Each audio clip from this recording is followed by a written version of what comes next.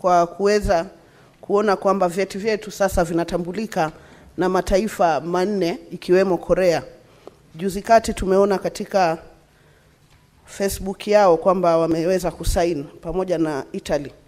Lakini bado, Bwana Spika, nadhani swali hili nimeliuliza kwa mara ya pili. Niliuliza awamu ya Mvurya aliyekuwa waziri katika wizara hii, na nimeliuliza tena. Na sababu ya kuliuliza swali hili ni kwamba jamii zetu za pwani hazitononoki, jumla ya kuwa tunaona kwamba fedha nyingi. Senator Miraj, what is your question?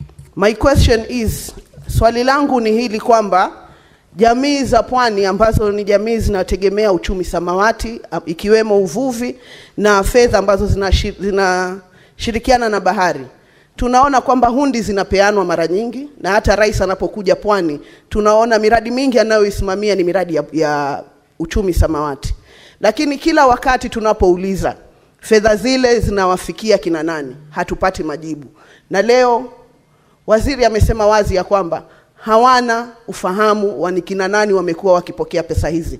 Je, swali langu, tutawaambia nini wapwani kuhusiana na zile hundi za fedha ambazo tunaona zinaendelea kupeanwa na hatuwajui wanaozipokea ni kina nani?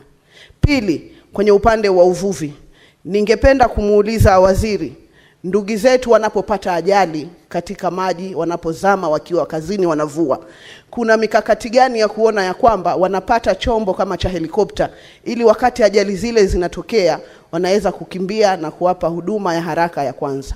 Asante, Bwana Spika.